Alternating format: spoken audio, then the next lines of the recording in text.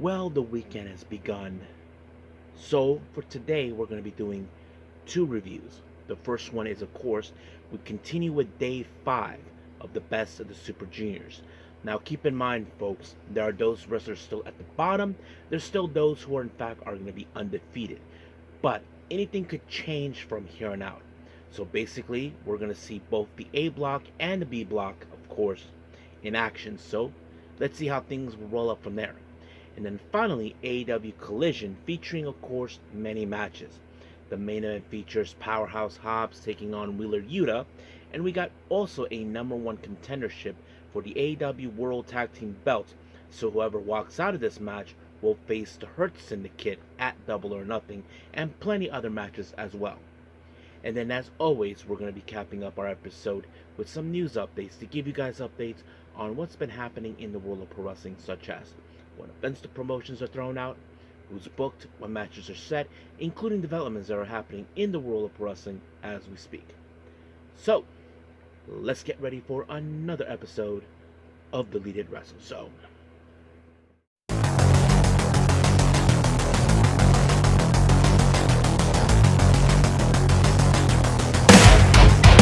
Are you ready? Get up, get up! Get up, get up! Get up, get up! Get up, get up! Get up, get up! Get up, get up! Hey everyone, welcome to the Deleted Wrestle Zone. All things that is pro wrestling with AEW, NXT, New Japan Pro Wrestling, TNA, the National Wrestling Alliance, various promotions, wrestlers, matches, and championships. I am your host, Jay right here. So, if you are new to the channel, welcome. Sorry. So this is a channel where we do a lot of pro wrestling reviews from various promotions, not only here in the United States, but also in Japan, Mexico, Canada, Europe, the UK. Anywhere in the world pro wrestling is not as big, but it continues to grow. We also, of course, do discussion videos, talk about various topics such as the wrestlers themselves, promotions, factions, storylines, whatever we want to talk about. We also, of course, do more news updates. If certain information was unable to be on this episode, we can either put it on the next one or on a separate video by itself. We also, of course, do real-time news updates to keep you guys on alert if something has happened in the world of pro wrestling that needs to be addressed ASAP. We also, of course, got the Unagi Sayaka Watch and various other cool wrestling content as well. So if you like what you see, please subscribe to us or click on that subscribe button. You'll be getting a lot of daily reviews and other cool wrestling content as well. But if you like this episode, please give us a like on the like button or a nice comment in the description down below. Now, enough with the yapping. So, it's time to get cracking. So, let's begin, of course, with some New Japan Pro Wrestling.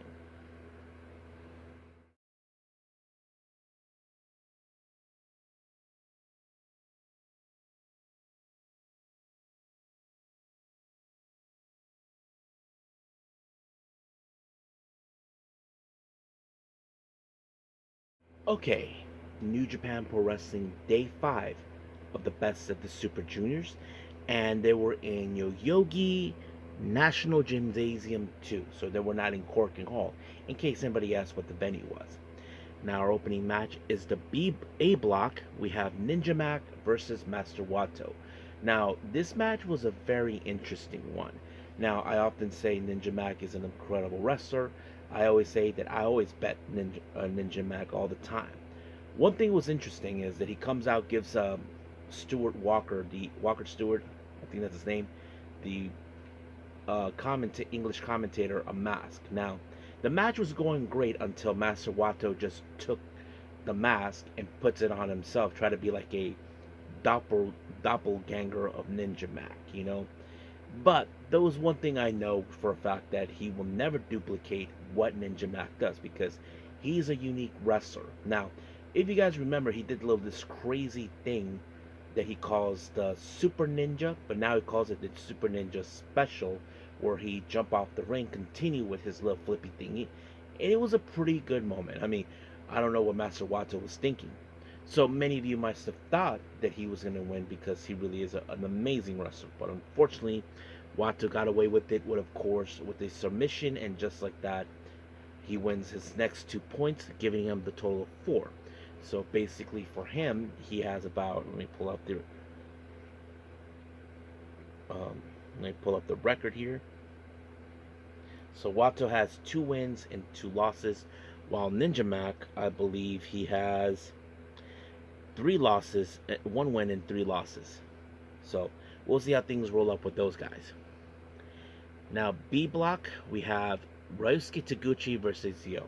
Now the one thing many of you may know with Taguchi, well, have your kids cover their eyes because you actually see Taguchi's bare ass. That's the last thing you need. I have to say the camera work was pretty good, where they used the ring ropes just to cover his ass, but apparently he teabagged Yo and picked up his next 2 wins. So basically, he is 6 points in, uh, and I think that makes him, as we speak. Let me look here.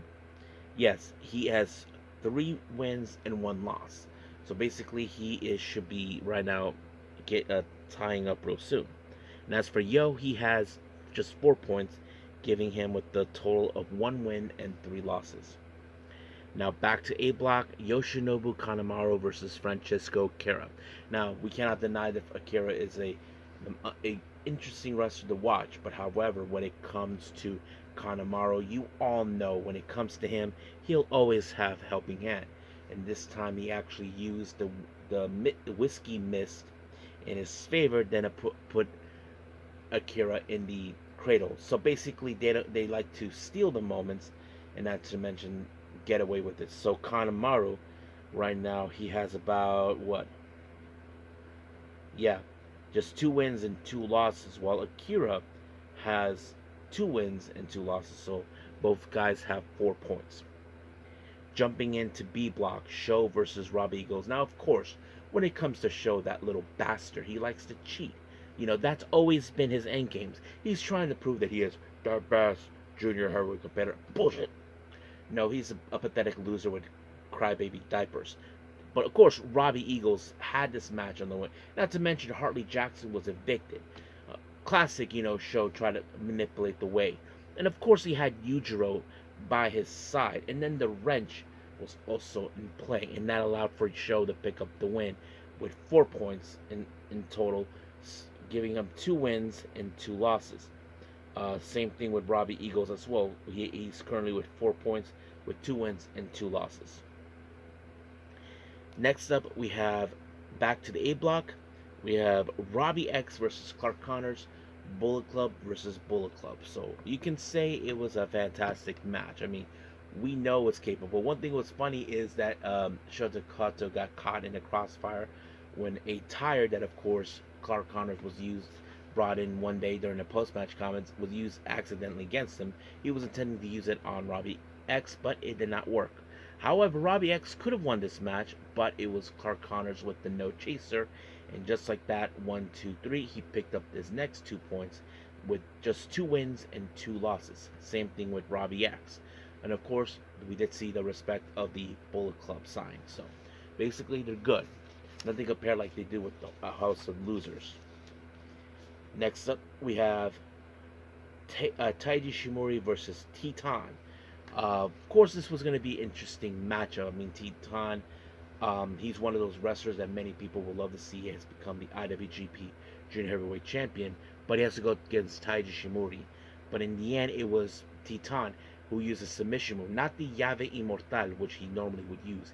He used another one that kind of fits a different bill, and just like that, he picked up his next 2 points with a total of 6 points. That means he has about probably three wins. Yeah, 3 wins, 1 loss. As for Taiji Shimori, he has about, let me see.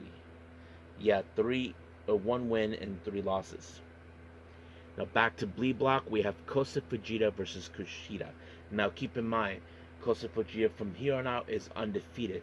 But what's interesting this match, both competitors decided to face off each other without wearing shoes. They decided to throw something more of a technical aspect, and I thought it was a pretty good, interesting thing. But I wasn't too sure where this is gonna be at. But it was Kushida with the Back to the Future that became, of course, the stepping point where Kosa Fujita is no longer undefeated. So this is his first big loss against Kushida, and Kushida picked up his next 2 points with a total of 4 points. So it's going to be, of course, with 2 wins and 2 losses. But Kosa Fujita has 3 wins and, of course, 1 loss, which is the first one. But I did mention in recent times things could change from here on out. But this is just the beginning, so we'll see how things will roll out. Now, speaking of undefeated, our next block, B block, Nick Wayne, who's also was undefeated, well, he faces against Kevin Knight, who, in the other hand, was at the bottom of the pile with no points. But the real question is, could he pick up the win? I mean, yes, he could have.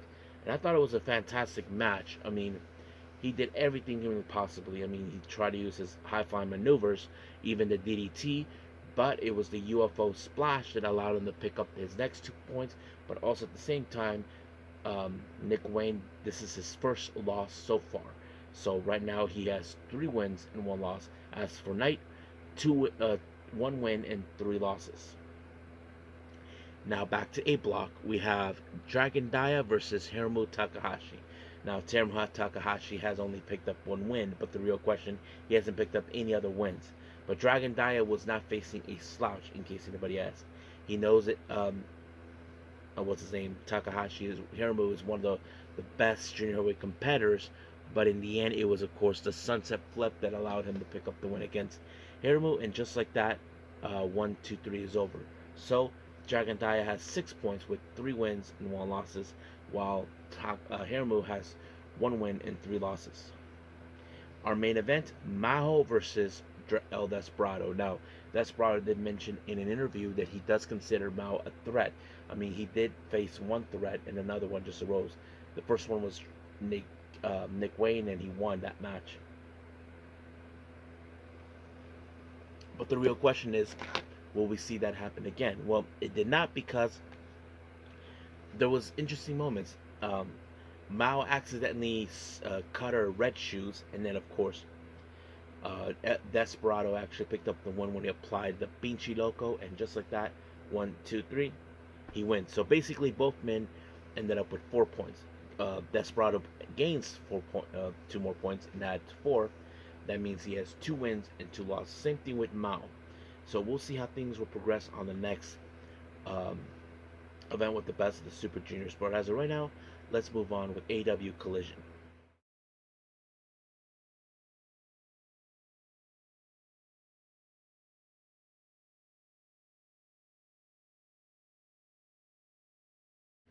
Okay, AEW Collision. We opened up with Megan Bayne taking on Anna Jay. Now, as you know, they've been going back and forth. Anna Jay and Penelope Harley Cameron taking on, of course, Megan Bayne and Penelope Ford. So they've been going back and forth. Now, of course, when it comes to this match, we know Penelope Ford would do whatever it takes to give Megan Bayne a helping hand. However, of course, Anna Jay did have a little backup, and that is, of course, Harley Cameron. But unfortunately, it was not enough, because Megan Bayne was able to pick up the win with the Fate Descent, and just like that, 1, 2, 3, the Megasis picked up the win. Now, Nigel McGuinness, as you know, recently he ended up in a very delicate situation against FTR. Apparently, he will be teaming up with Daniel Garcia to take on FTR after the recent shenanigans that they've been getting themselves into. So we'll see what else can happen. And I think this match could happen at Double or Nothing. Our next match, we have Kyle Fletcher versus AR Fox. Now, many would think that this is going to be a squash match. No, I have to say it was a pretty good match, because AR Fox, no matter what, he actually stood a toe against a tough individual like Kyle Fletcher and did everything humanly possible to take him down. But Fletcher seems like he's unable to do so until he applied his finisher, the Brainbuster, and just like that, 1, 2, 3, it was over. Now, we did see, of course, Roppongi Vice taking on, teaming up with Lance Archer to take on Brody King, Tomohiro Ishii, and Bandito. So of course there was some gonna be interesting moments in this match. I mean, I wasn't too sure where this was gonna be, where Brody, Tomohiro Ishii, and Bandito can get along, but they were able to do so. But it was Brody King who walked away with the win when he applied the cannonball onto Rocky Romero, and just like that is over. But you know how the old saying goes: a loser cannot stand a winner. So basically, the Don Callis family decided to retaliate until the Outrunners show up, who still has some unfinished business with Roppongi Vice, both Trent and Rocky, after they attacked them out of nowhere. So we'll see where that goes. Now, we did see Paragon with an interview with Lex Neer talking about certain things until they were interrupted by Grizzle Young Vets. As you know, Grizzle Young Vets was telling them they need to get their heads out of their asses and all that. So we will see them face the Paragon. We just don't know when or where. Now, our next match, we have Blake Christian versus Mike Bailey. This is the first time. For those who know, Mike Bailey normally will have Kevin Knight by his side, but we all know where he is. He is in Japan doing the best of the Super Juniors. But, of course, he has to deal with Lee Johnson and all this. But, luckily, Mike Bailey was able to walk away with the win when he applied a spinning heel kick right into the face of Blake Christian. And just like that, 1, 2, 3, over. However, Mike Bailey decided to call out the Rainmaker, Kaguchika Okada, but unfortunately he was attacked by LFI, and I believe this is a direct message to Kevin Knight. Remember, Rush claimed that Kevin Knight cost him of the money that was supposedly could have won, and he's associated with Kevin Knight. So basically that's the reason Mike Bailey was attacked. So you can guess that. Now, we did see the Chicago street fight, Brian Keith and Big Bill taking on the Gates of Agony, Bishop Khan and Till Leona. But one thing that was crazy is that it was totally balls to walls on this one. There was a moment where Bishop Khan was laughing, like a sinister laugh. Like, you guys ever seen Minoru Suzuki when he ever get the chance? He laughs when he realizes that someone can knock him out hard. He has that laugh like, it was like that. It felt something similar to that. But of course, Brian Keith's like, you gotta be crazy. But it was Big Bill who picked up the one when he applied a chokeslam onto Bishop Khan, and just like that, it was over. But the real question I think many of us would ask, is this over between both the Learning Tree and the Gates of Agony? That's something we don't know, but we'll see. Now, AEW, one thing many people like is that they like to, unlike WWE, they don't talk about wrestlers who passed. They just announce that they passed, but they never acknowledge the accomplishments. And AEW has been doing that for a while. And they talk about Steve Mongo McMichael. Many of you may not know who he is. He was a former football player turned pro wrestler, and he was a former member of the Four Horsemen. Yes, guys, he was. And this was during when Ric Flair was still around.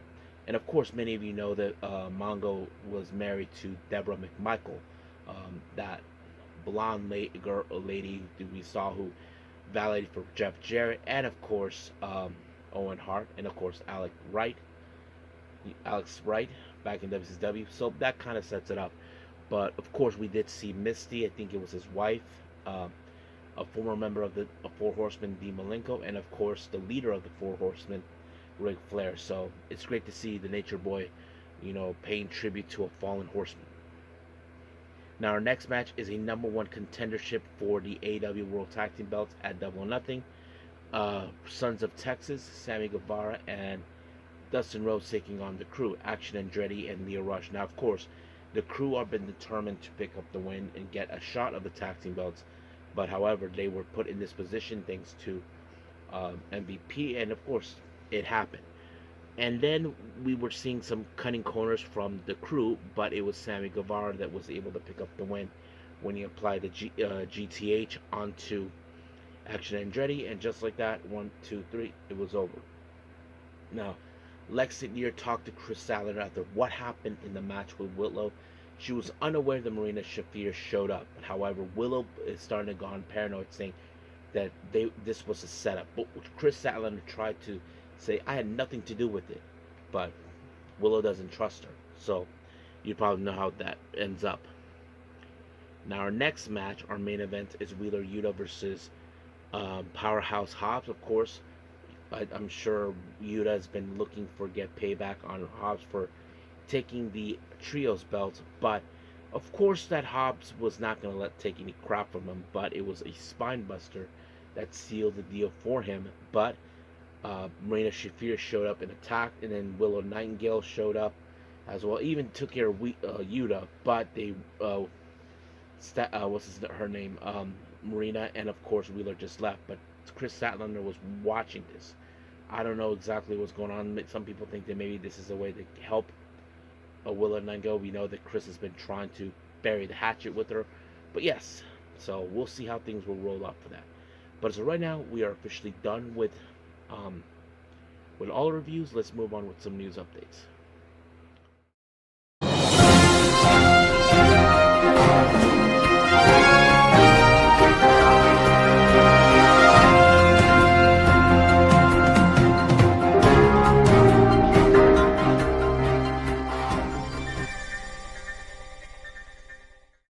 Okay, so welcome to our news updates. As always, let's begin with upcoming events. As you know, we have Spark Yoshi Puroresu of America. As you know, they'll be doing their Texas show on June 29th at Redford, Texas. Now, as you all know, I mentioned Saki, who is one of their champions, will be attending. However, they just announced another Yoshi wrestler. Many of you know her from Tokyo Pro Wrestling in AEW. We're talking about the magical girl, Yuka Sakazaki. That's right. Yay! She's going to be there as well. So we're excited. And of course, Prestige Wrestling has announced for the Combat Clash 2025 event that will take place on the 13th of July. It's the debut of B. Priestley, formerly known as Blair Davenport. As you know, this is one of the recent bookings now that she is no longer part of the compete class, so it's great to hear that she's now appearing this. Now for some interesting developments. By the time this video is out, we already know the answer to that. It was announced that, of course, Wrestling Revolver has a special announcement. A major announcement that will take place. I don't know what it is, so we'll stay close to that.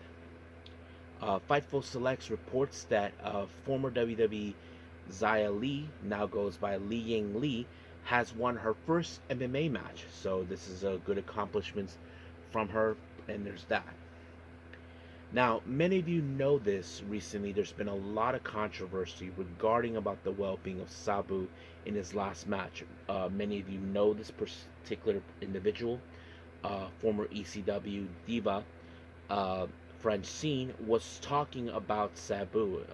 She had a little talk with them. She suspected that she was questioning why did this happen? Why are they allowed him to do this? I mean, they understand that this was his last match, but basically she feels that there's been a lot of negligence over the well-being of Sabu, and some say that he should not be available. So Francine has been very, very open about this, so it's very interesting here. Now, many of you know by the time this video it's already out. Many of you may have been watching the NWA Crockett Cup, which is already out, but however, the match that was supposed to happen, the NWA Women's World Championship, Gail Kim was in fact, supposed to be the special guest referee by orders of William Patrick Corgan, or as we know him, Billy Corgan. Apparently, Gail Kim couldn't be part because of her possible COVID symptoms. So basically, she is saddened that she couldn't do it, but right now her health is her number one priority. Now, many of you may know this, that Kouki Amarei will be making her return very soon on the 24th of May. She just recently put out something interesting. Had some questions that were being answered, so let me put it up for all of